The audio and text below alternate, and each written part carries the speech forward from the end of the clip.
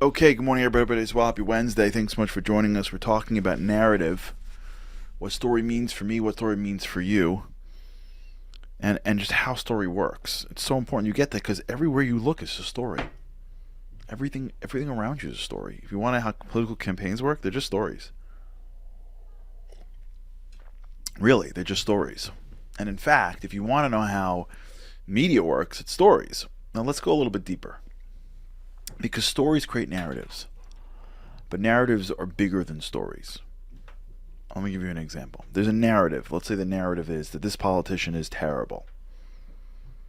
When someone starts telling over stories about how bad a politician is, if they're not super dedicated to truth, which most people are not, at some point they start to believe the narrative. Okay, so if you tell a story about this politician who's incompetent or who's a liar or who's terrible, just pick whatever politician you want over the past 20 years, there's somebody telling somebody how terrible they are, right? So it begins with facts. They did this thing. They were caught doing this thing. They didn't do this thing, right? And then there's another article about this guy, and a third. And at some point, what you realize is that these facts actually are telling the same narrative. This guy's incompetent, or this guy's evil. But here's what happens, and this is where it starts to get really big. You see, your brain, if you remember we discussed this, your brain is limited. You have what's called a mental schema. You can only take in a certain amount of information. So when you look at the world, you're only looking at a very tiny sliver of the world. You think you're looking at the world because you don't see anything else, but there's a whole world that you're missing. Right? When you walk down the street, you think you're taking in the world. You're taking in a sliver of the world because your brain can't take in more than 110 to 125 or so bits of information per second. Otherwise, you would overload. So at every given moment, your brain is deciding what to take in. Well, how does it know?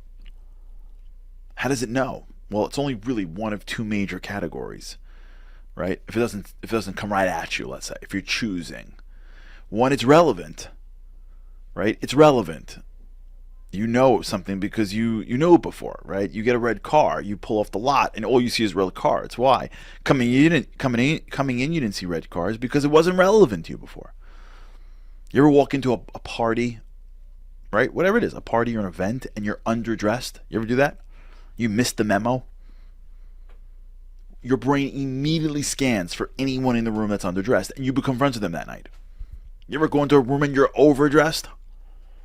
You immediately are scanning people that are dressed up and get close to them. Why? You didn't know they existed before because it wasn't relevant before.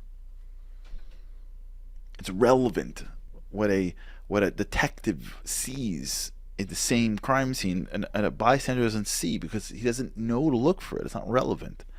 When you watch a football game and you're watching the ball go back and forth and you look at the coaches and they're not watching the ball go back and forth. They see something totally different. The second thing is survival.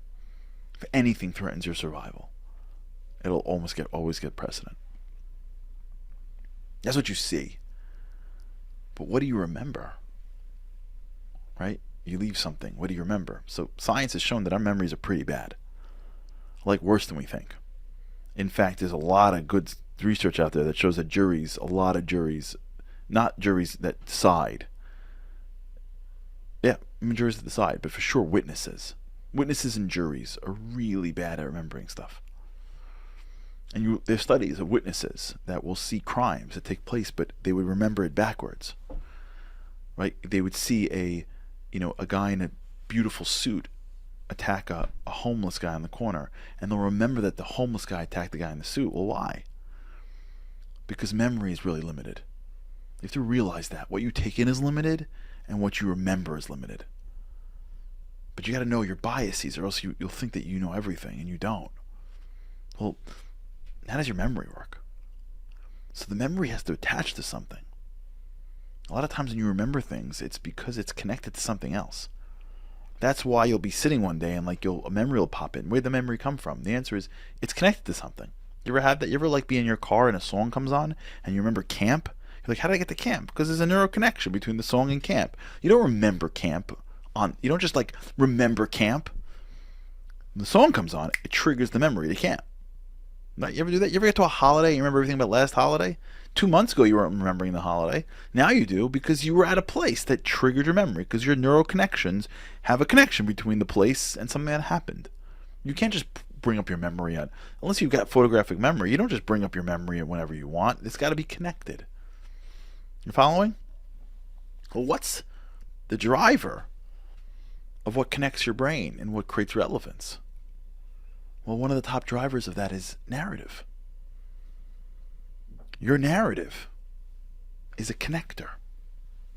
The narrative that you have, that you believe about yourself, that you believe about the world, allows you to figure out what information to take in and allows you to remember what information to remember. So let's assume you hate this politician, right?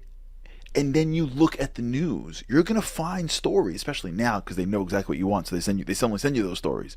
But even before the algorithms, you're going to find stories. And when you see or hear a story about this politician, your brain will automatically look for all the things that will fit your narrative because you believe your narrative. You're not questioning your narrative unless you know what a narrative is. If you don't even know what a narrative is, how can you question it? It's an underlying piece of your life. So if you bought into the narrative that this person is evil or incompetent, depending on the president you're picking, and then you read a story, you're going to say, of course, see, I told you he's incompetent. Or, see, I told you he's evil. There may be 100 things that prove otherwise, but you can't see it. Because you're not looking for it. Because your brain says, what I'm looking for has to fit my narrative. So if you believe this person's right, or that person's right, or this country's right, or that country's right, whatever your narratives are telling you, whatever your narratives that you've believed on, maybe you got it, you didn't even realize it. You're listening to your parents speak. Or you're listening to some guy who you trust speaks. Or you're putting it together on your own. Whatever narratives you form. As you look into the world, you're going to find information that fit your narrative. And you're going to discard all the information that may be right, but don't fit your narrative. You don't even know why you're doing it for. When you look back and you remember things, you know why when you take a guy in a fancy suit and he hits a homeless guy, in 3 months, the witness goes, it was the other way around, because the narrative that is in normal people, or in Western people, I shouldn't say, the narrative of Western people is that a guy in a fancy suit walking down the street doesn't go and attack a homeless guy. It's not worth it. But a homeless guy could potentially attack that guy. Just how, whether it's right or wrong, the narrative of the American society. So when somebody, if it's the opposite, and you start to remember things, your brain attaches to the narrative. So unless you stop and goes, that's crazy, it's a flip, it shouldn't be that way, you won't even remember it. You're going to remember later, wait a second, what happened? Okay, guy got attacked, I remember the fight, I remember the struggle, but how did it start? No, yeah, the homeless guy hit him first. It's the narrative. Let's go one step further for the few minutes we have left. That applies for biases, but let me tell you, take one step deeper. It applies for your life. Meaning, you grew up in a world where you're enough. You're gonna remember your childhood as you were enough. You had a great time in school, and you had good friends, and you felt good about yourself. And remember how great high school was, and we did this, and we did that, and then I went here, and then I went there. You grew up in a world where the narrative is you're not enough. Maybe you were a kid, and they told you you're not enough. And you look back at your life, and what's the narrative is you're not enough. So my teacher didn't like me, and I almost failed here, and this doesn't like me. And when you tell stories about your current life, when you look for patterns, your narrative is not enough. Your narrative is God hates me. Your narrative is she hates me. Your narrative is I'm the center of the world, right? So you should be listening to me. Your narrative is I'm never going to be that person. You need to understand that your narrative that you've been telling yourself is actually changing how you see what's in front of you and what you see is behind you. You think it's stam? You think it's just because Israel's got more startups than almost any other nation outside America. Why? Because they like starting things? No, because the narrative in the state of Israel aligns with an entrepreneur. Failure is different there. Taking chances is different there. So the narrative of a normal person in Israel, especially if you do these complicated things when you're 18 in the army, and especially if you're a small society that's always innovating itself, the narrative of how you live your life aligns with how an entrepreneur acts. So they're more likely to do those things. They see information differently. They see opportunity differently. When you grow up in a more structured world where risk is less tolerable, you see the world and you see the risk is bigger. It's the same risk. You see it bigger or smaller. You remember failure worse or better, not based on what happened, but based on the narrative you tell yourself, or the narrative that's been told to you. All right, let's talk about this. Think about this.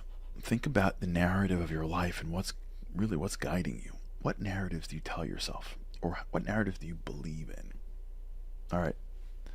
Speak to you soon. Have a great day. With God's help, can't wait to see you again tomorrow. Have a great day.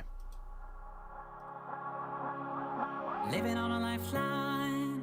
The world doesn't ever seem to change. Looking for the sunshine, but you're caught up in the rain. It's like your eyes are wide open, but you cannot see. You're watching life pass you by like 1, 2, 3. Walking in destruction. The winds of life blur your vision. All the devastation forever feels like you're on the run. It's time. No one else can set you free. You're locked inside, and only you have got the key.